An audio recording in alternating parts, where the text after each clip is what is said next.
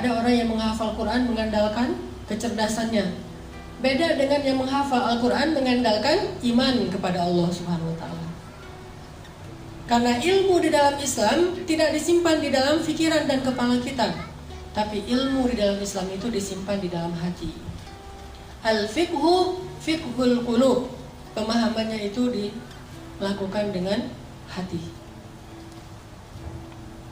Mungkin teman-teman ada yang pernah dengar cerita Abdullah ibnu Mas'ud menghafal Al-Quran 1 juz hanya dengan sekali dengar. 1 juz loh hafalannya dengan cuma sekali dengar. Surat apa di Al-Quran yang paling panjang turunnya sekaligus? Panjang 1 juz dan turunnya sekaligus. Ada yang tahu? Surat Al-An'am. Surat Al-An'am itu panjangnya sekitar 11 lembar, 1 juz lebih 1 lembar. Dan itu turunnya sekaligus, beda dengan surat Al-Baqarah. Kalau Al-Baqarah panjang 2 juz setengah, tapi turunnya nyicil, berangsur-angsur.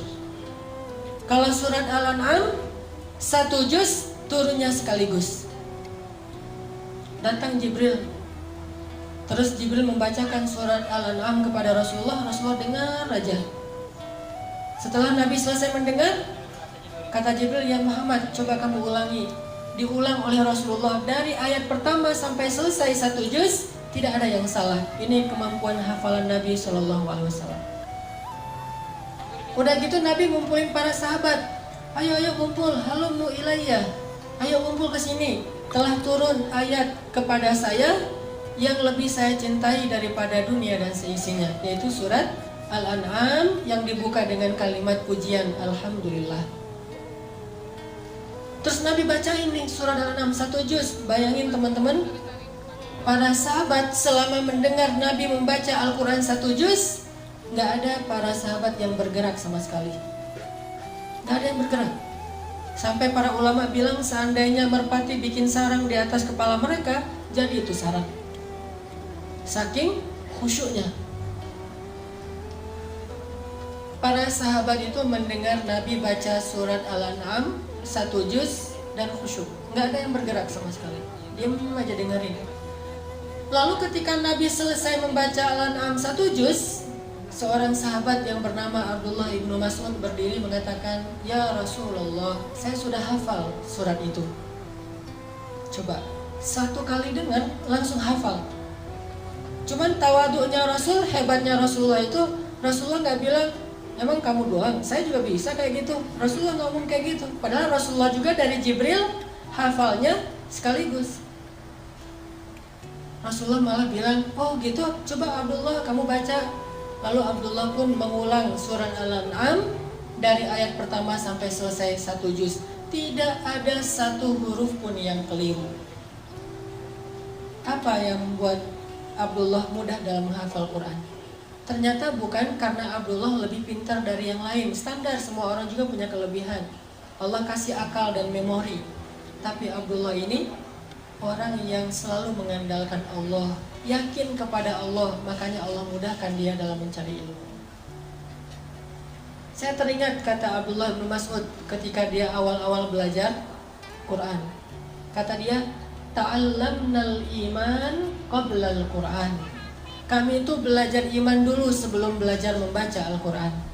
Sehingga kalau kami membaca Al-Quran, iman kami bertambah. Nanti akan muncul suatu kaum yang belajar Quran sebelum belajar iman. Walaupun mereka membaca sampai 30 juz Al-Quran, imannya tidak bertambah. Belajar iman sebelum belajar Quran. Apa arti belajar iman? Belajar yakin sama Allah. Nih saya nih lagi menghafal Quran.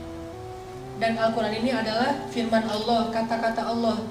Kalau saya pengen mudah menghafal Al-Quran, saya harus minta sama yang memiliki kata-kata ini. Pemiliknya adalah Allah SWT. Berdoa, ya Allah mudahkan saya menghafal Quran. Ya Allah mudahkan saya bertilawah Al-Quran. Allah mudahkan. Jadi bukan hanya mengandalkan kemampuan otak kita, bukan hanya mengandalkan kemampuan memori kita, tapi andalkanlah Allah dalam segala urusan kita. Mulai dari membaca, belajar ilmu, mengamalkan ilmu, beribadah, bekerja, apapun andalkan Allah Subhanahu wa taala. Jangan bikin Allah kecewa sama kita. Jangan buat Allah ilfil sama kita. Kalau Allah udah berpaling dari kita, kalau Allah udah unfollow kita nih, itu udah bahaya. Jangan sampai Allah unfollow. Apa unfollow-nya kalau dalam bahasa Al-Quran? Baro'atun minallah. Allah udah gak mau terlibat lagi dalam urusan kita. Jadi orang kalau misalnya mengandalkan Allah, dia akan melihat banyak keajaiban teman-teman dalam hidupnya. Pasti teman-teman sebagiannya mungkin pernah dengar cerita ketika awal-awal dulu saya berangkat Mesir. Itu ngandelin Allah banget tuh. Pulang dari Mesir juga kayak gitu. Dan Allah itu emang suka ngasih kejutan. Yang namanya kejutan, kita nggak boleh tahu duluan. Kalau tahu duluan namanya bukan kejutan. Ini nggak jelas nanti kayak gimana jadinya. Masa saya harus memilih pilihan-pilihan yang belum pasti? Udah, kalau itu Allah ridho, berarti pasti. Kalau pilihan kita itu Allah seneng, berarti pasti. Pasti apa? Pasti ditolong. Pasti dikasih keajaiban. Pasti dikasih kebaikan. Itu pasti. Asalkan pilihan kita itu pilihan yang diridhoi Allah. Makanya kalau memilih sesuatu itu, minta ke ustadz atau ke kiai, tanya dulu mana yang Allah suka di antara dua pilihan. Namanya istifta. Setelah istifta, kalau masih galau juga, misalnya ada 5 pilihan. 5 pilihan ini tanya ke kiai, Pak Yai, ini ada 5 pilihan dalam hidup saya. Kira-kira yang Allah ridhoi yang mana nih? Kata Pak Yai, 3 ini nggak baik, tinggal 2 berarti yang Allah ridhoi. Masih galau kan? Baru istikharah. Jadi istiftah, baru istikharah. Istifta itu apa? Minta pendapat ulama dulu, mana yang Allah ridhoi. Kalau yang Allah ridhoi itu masih ada 2, dua-duanya baik, baru istikharah, minta Allah yang memilihkan mana yang terbaik di antara yang baik. Libatkan Allah. Doa itu harus jadi kebiasaan kita. Ada apapun, doa. Mau garam, minta sama Allah. Garam aja minta kepada Allah. Sebutir beras, minta kepada Allah. Apapun minta kepada Allah. Karena Allah itu emang suka kalau kita meminta kepadanya. Kalau ada orang yang bilang malu banyak minta ke Allah, mending kita beramal aja, gak usah minta. Sesungguhnya para nabi itu suka meminta kepada Allah. Dan salah satu di antara nabi yang suka meminta kepada Allah itu namanya Ibrahim. Inna Ibrahim la'awwahun halim. Ibrahim itu awwahun. Awwah itu kata ulama tafsir, da'a. Da'a itu artinya suka meminta, suka berdoa. Masalah sepele, berdoa. Sehingga kalau kita sudah melibatkan Allah dalam hidup kita, Allah Subhanahu wa ta'ala itu punya banyak cara untuk menyelesaikan masalah kita. Kayak doa Ibrahim pas beliau dimasukkan ke dalam api. Itu kan masih ABG gitu kan, Ibrahim pas masuk ke dalam api. Kurang lebih usia 17 tahun. Masuk ke dalam api. Apa kata Ibrahim? Robbi, Engkau adalah Tuhan satu-satunya di langit. Dan aku adalah hamba satu-satunya di bumi yang menyembahmu. Rabbi, tolonglah aku. Aku tidak berharap kepada yang lain selain Engkau, kata Ibrahim.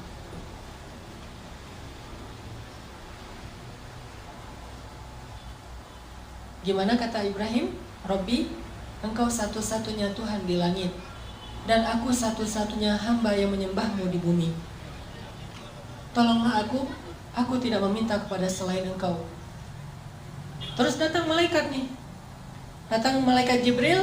Terus Jibril bilang, ya Ibrahim, mintalah apa yang kamu butuhkan, saya akan bantu. Jibril menawarkan bantuannya. Apa kata Ibrahim? Amma ilaika fala. Kalau kepada kamu, tidak. Saya tidak butuh bantuan siapapun selain bantuan pencipta alam semesta. Jadi kalau kita udah ngelibatin Allah utuh, walaupun dalam hidup kita, teman-teman, boleh kita minta bantu ke manusia, tapi hati kita gak boleh bergantung kepada manusia. Tangan kita boleh berjabat tangan dengan orang lain, bikin akad gitu. Saya terima nikahnya, akad jual beli gitu ya. Boleh kita berakad dengan manusia secara zahir, tangan kita doang nih yang boleh berakad dengan manusia. Tapi hati kita nggak boleh berakad dengan manusia. Hati kita berakad dengan Allah. Hati kita yakinnya kepada Allah. Itu yang dikatakan oleh Ibrahim. Ketika Ibrahim di dalam api mau dibakar nih, Ibrahim mengatakan, Rabbi, Engkaulah Tuhan satu-satunya di langit, dan aku hamba satu-satunya di bumi yang menyembahmu pada hari ini. Tolonglah aku. Kemudian Allah berfirman, Ya nar, kuni bardan wa salaman ala Ibrahim. Wahai api, jadilah engkau sejuk dan menyelamatkan bagi Ibrahim alaihissalam. Ini kalau kita melibatkan Allah. Kalau ada yang bilang, itu kan para nabi. Ternyata cerita-cerita kayak gini bukan hanya terjadi kepada para nabi, terjadi kepada banyak orang soleh yang bahkan tidak disebut namanya. Terjadi kepada nabi, kepada ayah nabi, kepada ibu nabi, kepada anak nabi, kepada keturunan nabi, atau bahkan kepada pengikut nabi. Semua hamba Allah itu punya peluang yang sama untuk ditolong oleh Allah. Bukan hanya para nabi doang yang dapat pertolongan Allah. Semua ditolong oleh Allah. Atas nama hambanya pasti Allah menolong. Coba teman-teman perhatikan salah satu kisah di dalam Al-Quran. Kayak gimana Allah itu kalau nolong hambanya itu caranya agak-agak unik dan penuh dengan kejutan. Coba kita perhatiin di dalam surat Al-Qasas, surat 28. Ada punya aplikasi Quran? Coba buka surat Al-Qasas, surat 28 ayat 7. Surat Al-Qasas, surat 28 ayat 7. Saya akan tilawah dulu ayat 7 sampai ayat 13. Surat Al-Qasas ayat 7 sampai ayat 13.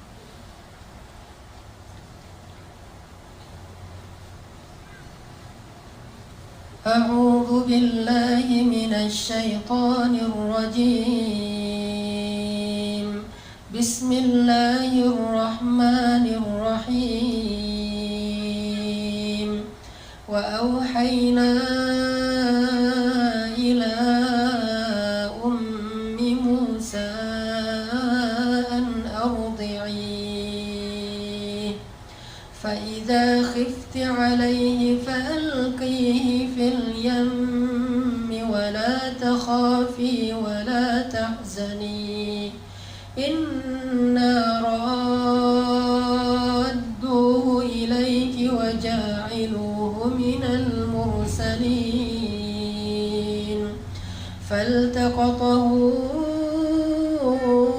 alu fir'auna liyakuna lahum aduwwan wa hazana inna fir'auna wa hamana wa junudahuma kanu khati'in wa qalat imra'atu fir'auna qurratu 'aynin li wa lak la taqtuluhu 'asa an yanfa'ana aw nattakhidahu waladan wa hum la yash'urun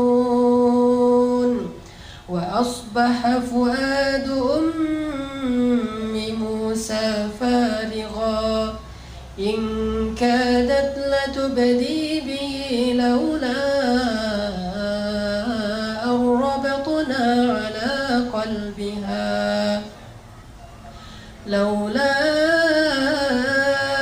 arrabatna ala qalbiha litakuna minal mu'minin wa qalat li ukhtihi qussi fabasurat bihi an junubin wa hum la yash'urun wa harramna alayhi al-maradi'a min qabl فقالت هل أدلكم على أهل بيت yakfurunahu lakum wa hum lahu nasihun faradadnahu ila ummihi kay taqarra 'ainuha wa la tahzana wa lita'lama anna wa'dallahi haqqun walakinna aktsarahum la ya'lamun. Shadaqallahul azim. Teman-teman yang dirahmati Allah Subhanahu wa taala. Jadi ceritanya itu kita tahu kalau Fir'aun bikin peraturan, orang-orang Bani Israel itu nggak boleh ngelahirin anak laki-laki. Kalau ada bayi laki-laki yang lahir dari suku Bani Israel atau suku budak waktu itu, akan langsung dibunuh oleh Fir'aun. Sebab Fir'aun bermimpi nanti akan muncul laki-laki Bani Israel yang akan menggulingkan kekuasaan Fir'aun. Diberlakukanlah peraturan ini. Setiap ada kelahiran diperiksa sama tentara Fir'aun, diculik, diambil paksa, kemudian dibenamkan di dalam pasir. Kemudian dilemparkan ke dalam sungai Nil. Kemudian diberikan kepada serigala. Kemudian disembelih hidup-hidup. Kemudian diberikan sebagai makanan singa di dalam kandang singa milik Fir'aun. Semua bayi Bani Israel itu dibunuh. Sampai akhirnya setelah sekian tahun, laki-laki Bani Israel itu banyak yang sudah wafat karena udah tua, yang bayinya juga dibunuh, terjadilah kelangkaan. Susah mencari laki-laki Bani Israel. Sedangkan orang Mesir butuh laki-laki Bani Israel sebagai budak untuk bekerja, buat piramid, menggembala ternak-ternak mereka, jadi tentara-tentara dari para golongan budak. Setelah generasi laki-lakinya habis, akhirnya Bani Israel hanya bisa mengandalkan perempuan. Dan pastinya tidak bisa maksimal seperti laki-laki, karena tenaga laki-laki lebih kuat dari perempuan. Walaisa dzakaru kal unsa. Barulah Firaun mengevaluasi kembali peraturannya, terus dia ganti. Yang tadinya setiap kelahiran bayi laki-laki dibunuh, sekarang diganti. Setahun boleh melahirkan bayi laki-laki, setahun lagi nggak boleh. Tahun ganjil kalau lahir laki-laki, bayi laki-laki itu selamat. Tahun genap dibunuh, selang-seling. Dan qadarullahnya, Harun lahir di tahun ganjil, sehingga dia selamat, kakaknya Musa. Sedangkan Musa lahir di tahun genap. Pas Musa lahir, anak laki-laki, ibunya langsung khawatir, tahun ini nggak boleh melahirkan anak laki-laki. Langsung dicari sama tentara Firaun. Akhirnya Allah menyampaikan ilham kepada ibu Musa, mengilhami ibu Musa melalui mimpi agar dia menghanyutkan bayinya di sungai Nil menggunakan satu kayak keranjang gitu. Ibu Musa bingung, benarkah ini perintah Allah? Kenapa mimpi saya aneh sekali beberapa malam terakhir? Akhirnya ibu Musa nanya ke ustadz-ustadznya Bani Israel. Kalau bahasa sekarang mungkin ngejapri ustadznya ya, tapi nggak di-read gitu, nggak DM, nggak di-allow, di-follow, nggak di-follow back. Nih ibu Musa nanya kepada ustadz-ustadznya Bani Israel, ya Syekh, saya bermimpi gini, apakah benar ini perintah Allah? Kata para ulama Bani Israel, benar, ini perintah Allah. Hanyutkanlah bayimu ke sungai Nil, dan Allah berjanji akan menyelamatkannya dan mengembalikannya kepadamu. Itu janji Allah. Kalau kita mau yakin sama Allah, libatkan Allah. Walaupun caranya tuh agak-agak aneh menurut logika kita. Aneh gak sih? Bayi baru lahir, kesayangan ibunya bayi. Karena bayi Musa itu bayi yang sangat menakjubkan. Nih ya, by the way, Nabi itu semuanya keren-keren, gak ada Nabi yang gak keren. Gak usah Nabi, brand ambassador satu produk aja carinya model yang paling keren kan. Apalagi brand ambasadornya lah, langit tuh pasti orang yang paling keren tuh. Apalagi Musa. Musa itu terkenal cowok ganteng, keren. Walaupun mungkin beda dengan Yusuf. Saking gantengnya Musa, saking kerennya Musa, orang Bani Israel itu kepo. Musa itu kan kalau pakai baju selalu baju panjang, kemudian ketutup semuanya. Padahal kan tubuh laki-laki bagian mungkin sampai perut itu bukan aurat, perutnya bukan aurat, dadanya bukan aurat, lengannya bukan aurat. Tapi Musa itu menjaga, walaupun bukan aurat, kalau untuk Musa mungkin bisa jadi aurat, saking kerennya badan Musa. Kalau saya mungkin pas lagi tawaf umrah kan suka pakai pakai ihram, kadang-kadang kelihatan lengannya biasa aja. Tapi kalau kelihatan lengannya Musa, itu cewek-cewek, keren Musa, tubuhnya keren banget gitu. Sehingga Musa tuh kalau pakai baju selalu baju panjang. Sampai Bani Israel saking keponya sama Musa, mereka fitnah Musa dengan bilang, tahu nggak kenapa Musa itu pakai baju panjang terus? Gak pernah kelihatan lengannya, apalagi badannya gak pernah kelihatan. Kenapa? Karena tubuh Musa itu banyak kudis katanya. Banyak penyakit kulit katanya. Posting di mana-mana, viral. Jadi diomongin di antara Bani Israel, Musa penyakit kulit, hashtag posting. Direpost sama Bani Israel. Karena udah viral, semua orang ngomongin fitnah terhadap Musa, akhirnya Allah Subhanahu wa taala menunjukkan pembelaannya kepada Musa. Itu nanti disebutin di akhir surat Al-Ahzab. Suatu hari Musa lagi mandi di sebuah kayak sumur gitu, sumur tertutup. Musa lagi mandi di situ, bajunya ditaruh di atas batu. Jadi buka baju, taruh di atas batu, hanya pakai celana mandi. Ternyata diam-diam batu itu pindah. Allah yang suruh, batu pindah loh. Oh ya, pindah dia. Batunya pindah. Pas Nabi Musa beres mandi, cari-cari bajunya mana nih? Ternyata batunya udah pindah. Dideketin sama Musa. Gak bisa diraih karena Nabi Musa gak pakai baju, hanya pakai celana. Akhirnya Nabi Musa pakai galah gitu, ngambil-ngambil bajunya di atas batu. Ternyata pas mau diambil pakai galah, batunya lari. Ini luar biasa, dan ini kisah nyata disebutkan di Al-Ahzab, dan tafsirnya juga demikian. Batunya lari tuh. Pas batunya lari, Musa kan bingung, akhirnya ngejar batu.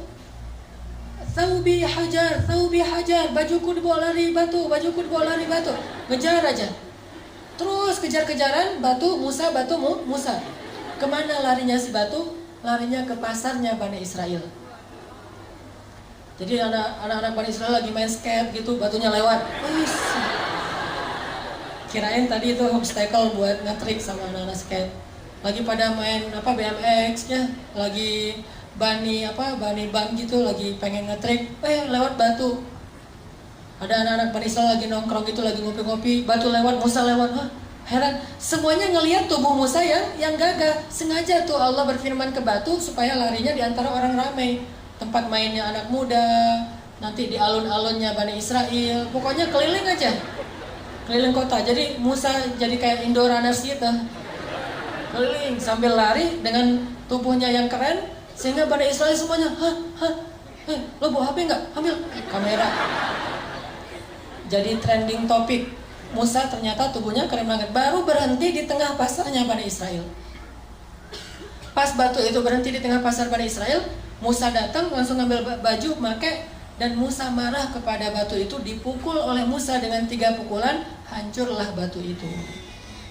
Musa itu terkenal nabi yang sangat kuat. Bayangin, saking kuatnya Musa, kakaknya aja Harun ditarik di janggutnya, dibanting. Musa. Malaikat turun, kan malaikat kalau ketemu nabi itu rata-rata menjelma sebagai laki-laki ya. Turun tiba-tiba ada laki-laki di sebelah Nabi Musa, ditonjok. Buta mata malaikat. Naik ke Allah, ya Allah mata saya, kenapa ditonjok Musa? Sembuh, turun lagi, ya Musa saya malaikat. Oh kirain tadi begal gitu mau. Musa itu terkenal nabi yang sangat kuat. Dan ketika Musa masih bayi, namanya bayi nabi tuh, jangankan bayi nabi, bayi orang biasa aja kan lucu gitu, semua orang sayang kepada dia. Allah kasih rasa kasih sayang kepada seorang bayi, apalagi bayi nabi. Dan nabinya Musa pula yang memang luar biasa fisiknya, sehingga ibunya nggak tega mau menghanyutkan bayinya. Tapi ini perintah Allah, dan yakinlah sama Allah, Allah pasti akan ngembaliin bayimu, nggak akan celaka. Ini ujian buat keluarga Musa. Ibu Musa itu ibu yang sangat beruntung, punya 2 anak laki-laki, dua-duanya nabi, Harun dan Musa. Kalau yang lain Tidak ada ibu yang punya 2 anak laki-laki dua-duanya nabi. Yang ada ayah kayak Ibrahim, Ishak dan Ismail. Akhirnya setelah meyakinkan istisyarah, minta pendapat ulama, minta pendapat keluarga, minta pendapat suami, mantap nih hati Ibu Musa. Ya udah deh, kalau emang ini cara satu-satunya untuk nyelamatin bayi saya dan ini perintah Allah, saya lakukan karena Allah. Dihanyutkan ke Sungai Nil. Pakai keranjang gitu ditutup. Terus pas udah hanyut, Ibu Musa nggak tega. Aduh, bayi saya dibawa kemana ini sama arus air, bisa ke Sudan kan? Nil tuh membelah 2 negara, Mesir dan Sudan. Jadi lintas negara nih, bisa jadi Musa nanti ketemunya di Sudan. Kayak di kampung saya dulu pas terjadi tsunami di Aceh, kan ada orang yang hanyut sampai ditemukannya di pulau seberang, terus ketemu lagi sama keluarganya setelah 10 tahun. Baru ketemu 2014. Jadi 2004 terjadi tsunami, 2014 baru ketemu keluarganya karena dia udah sekolah, kalau nggak salah udah kuliah gitu. Udah kuliah ke daerah Aceh Selatan, ketemu sama keluarganya 10 tahun loh. Tak kuliah, tak SMA gitu pokoknya. Musa bisa aja hanyutnya sampai ke Sudan. Akhirnya ibunya bilang ke mbaknya Musa, "Mbak, kusih itu artinya cari tahu gimana kabar adikmu." Akhirnya mbaknya Musa menyusuri Sungai Nil. Dan perhatikan teman-teman, Allah punya rencana dan rencana Allah itu sebaik-baik rencana. Musa itu kan dihanyutkan ke Sungai Nil menghindari Firaun kan? Tapi malah ini tabut atau keranjangnya Musa hanyutnya masuk ke sebuah selokan yang mengarahkan dia ke istananya Firaun. Jadi masuk ke sebuah selokan air yang air itu nanti ujung-ujungnya ada di istana Firaun. Dihindarkan dari Firaun, malah didatangkan kepada Firaun oleh Allah. Allah punya rencana. Masuk ke selokan itu, hanyut sampai ke pemandian keluarga Firaun. Ditemukan sama dayang-dayangnya Firaun. Pas dibuka, bayi kecil yang luar biasa dikasih kepada istri Firaun. Lalu ketika diberikan kepada istri Firaun langsung jatuh hati kepada bayi Musa. Dan qadarullah, waktu itu istri Firaun belum punya anak, sehingga dia pengen banget punya anak laki-laki. Dipanggil sama istri Firaun ke suaminya, "Fir, aku dapat bayi loh," gitu. Kan manggilnya Fir. Fir, sini loh, aku lagi dapat bayi nih. Bayi yang mana? Pas dilihat sama Firaun itu walaupun dia zalim, jahat, dia itu pintar.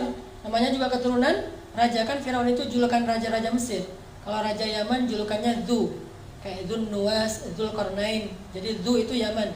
Kalau kayak di Mesir itu Firaun. Nah, Firaun ini karena keturunan raja, bukan orang bodoh, dia tahu ini bayi Bani Israel yang dibuang karena takut dibunuh. Akhirnya Firaun mengatakan, "Ini pasti bayi Bani Israel, akan saya bunuh." Kata istrinya, "Fir, kan kita nggak punya anak udah berapa tahun. Saya pengen banget punya anak. Kalau kamu mau bunuh dia, jangan sekarang deh. Kasih saya waktu untuk bisa bersenang-senang dulu dengan dia. Qurratu ainin li walak. Mudah-mudahan anak ini bisa menjadi kesenangan buat saya dan buat kamu." Kata Firaun, "Laki laliya, untuk kamu ya, untuk saya enggak. Ya udah, kamu simpan aja sesuka kamu. Kalau udah bosan terkasih ya, biar gua bunuh." Gitu. Kata Firaun. Disimpan dipelihara oleh istrinya Firaun. Pas dipelihara, ternyata hari pertama itu haus, nangis. Bayi Musa nangis dan istri Firaun. Ada yang bilang ini Asia, ada yang bilang bukan. Sebutlah misalnya Asia. Asia nggak punya ASI, akhirnya Asia pun membuat sebuah audisi menyusui di Mesir. Bikin spanduk, segala macam iklan di TV, audisi ibu menyusui. Siapa yang bisa menyusui anak istana, anak raja, maka dia akan diberikan kekayaan yang sangat banyak dan akan diangkat sebagai salah satu keluarga angkat raja. Wah, ibu-ibu pada ngantri pengen ikut audisi. Ngantri lama. Ada ratusan orang yang pengen ikut audisi. Satu demi satu datang untuk menyusui Musa. Musa tidak mau. Semuanya pada menyusui. Enggak. Kalau sekarang mungkin gimana? Kalau aku sih yes, nggak tahu mas, anak gitu ya. Nah, ini artinya Musa nolak semuanya. Sampai akhirnya udah semuanya beres. Yang mau menyusui nggak ada yang bisa. Di paling belakang itu kakaknya Musa, mbaknya Musa ikut audisi juga, ngantri. Sama pengawal ditanya, mau ngapain kamu sini? Saya mau ngantri. Ini untuk menyusui. Ya, saya akan menawarkan kepada keluarga istana, ada satu orang ibu yang bisa menyusui bayi ini. Ya udah. Akhirnya dibawalah ibu Musa, dan ketika didekap oleh ibu Musa, maka Musa langsung menyusui kepada ibu kandungnya. Dan sejak saat itu Asyah mengangkat keluarga Musa sebagai keluarga angkat istana. Tinggal di istana, digaji oleh istana. Bahkan bukan hanya ibunya yang tinggal di istana, ayahnya Musa, mbaknya Musa, kakaknya Musa yang Harun, sekeluarga besar itu tinggal di istana semuanya, dan digaji pula oleh istana. Itulah sebaik-baik rencana Allah. Coba teman-teman bayangin, kalau ibu Musa terus ngumpetin bayinya, disembunyikan bayinya dari Firaun, mungkin selama-lamanya hidup mereka dalam pengejaran, dalam keadaan tidak nyaman, susah mencari nafkah, tinggal di hutan belantara. Tapi berhubung pakai cara Allah, akhirnya Allah punya rencana yang paling baik, sampai akhirnya keluarga ini bisa tinggal di dalam istana musuh yang justru mereka hindari selama ini. Suatu malam Asyah lagi gendong bayi Musa, lucu gitu, ketawa. Kalau kata orang Jawa mungkin ngeklek ya. Jadi Musa bayi itu ketawa sama Asyah, wah digendong-gendong ketawa. Firaun dari jauh ngeliat aja. Terus Asyah bilang kepada Firaun, Fir, sini dong, ini bayinya lucu banget loh, coba kamu gendong sekali aja. Kata Firaun, enggak, dia mah bukan bayi saya. Coba aja, siapa tahu kalau kamu udah gendong, kamu jadi senang sama dia. Karena dipaksa-paksa sama Asyah, udah diambil sama Firaun. Pas digendong, Musa yang tadi ketawa-ketawa tiba-tiba langsung cemberut melihat Firaun. Pas lihat Firaun, Musa langsung berubah wajahnya, yang tadi senang sekarang marah. Firaun heran, tanya Asyah, ini kenapa nih bayi ini pas ngelihat saya jadi marah kayak gini? Emang ada masalah apa dia sama saya? Kata Asyah, mungkin belum kenal, coba kamu dekap lebih dekat lagi. Didekap lebih dekat lagi, pas udah dekat, maka Musa pun menarik jenggotnya Firaun sekeras mungkin sampai tercabut banyak dari jenggotnya Firaun dan berdarah. Tarik sama Musa. Wah, Musa bayi tuh ngelawan Firaun, jenggotnya ditarik. Gimana kalau udah dewasa? Ini kekuatan Musa. Akhirnya pas jenggotnya Firaun ditarik, Firaun emosi dilempar bayi Musa. Ini benar-benar bayi celaka segala macam, dia ngumpat-ngumpat, dia marah-marah, didekap oleh Asyah. Asyah nangis karena bayi kesayangannya dilempar oleh suaminya. Kemudian Firaun memutuskan, besok saya akan membunuh bayi ini. Pasti ini nih yang saya dapat dalam mimpi. Dan Asyah sudah tidak bisa mengubah keputusan suaminya untuk membunuh bayi tadi.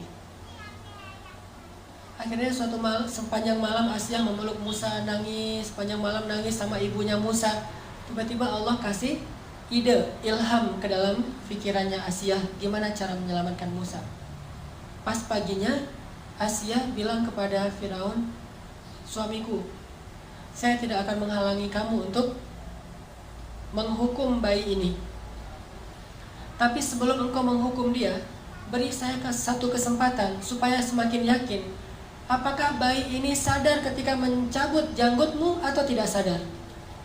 Kalau dia sadar, silakan kamu hukum. Kalau dia tidak sadar, maafkanlah dia. Karena dia hanya bayi, anak kecil yang tidak ngerti apa-apa. Kata Firaun, gimana cara membedakan dia sadar dan tidak? Kata Asyah, taruhlah bayi ini di tengah, di sebelahnya ditaruh bara api, di sebelahnya lagi ditaruh roti. Kalau bayi ini sudah bisa berpikir, dia akan memilih roti. Tapi kalau bayi ini namanya juga anak kecil nggak ngerti, dia mungkin akan memilih bara api. Kalau dia memilih roti, maka hukumlah dia. Tapi kalau dia memilih bara api, maafkanlah dia. Ditaruh Musa di tengah. Oh, logis juga nih kata Firaun. Ya udah dicoba aja deh. Pasti dia akan milih roti. Masa api panasnya juga udah menjauh kan? Dia pasti akan ngambil roti atau kayak permen gitu. Ditaruh Musa di tengah, di sini bara api, di sini makanan. Ternyata Musa bangun dari duduknya, mengambil bara api, dimakan oleh Musa, dan kemudian Musa kesakitan dan menangis. Sejak saat itulah lidah Musa menjadi luka dan menjadi agak cacat. Baru sembuh nanti ketika ketemu lagi Firaun itu berdakwah. Di situ ada doa, Rabbi shrah li sadri wa yassir li amri wahlul 'uqdatan min lisani yafqahu qawli. Mudahkanlah lisan saya berucap ya Allah supaya dia faham. Gara-gara apa lisan Nabi Musa itu bermasalah? gara-gara makan bara api. Pas makan bara api langsung dia muntahin lagi, dia nangis-nangis karena kesakitan, dipeluk oleh Asia, diberi obat. Dan ketika itu Asia mengatakan, tuh lihat bayi ini gak ngerti apa-apa, masa kalau dia ngerti dia mau makan bara api, maafkanlah dia wahai suamiku. Akhirnya Firaun mengatakan, ya udah, berarti dia emang bayi yang gak ngerti apa-apa, dimaafin, selamat Musa. Lihat cara Allah menjaga hambanya. Allah itu punya banyak rencana, Allah itu maha kuasa. Jadi kalau kita ngandelin Allah, selalu ada jalan keluar.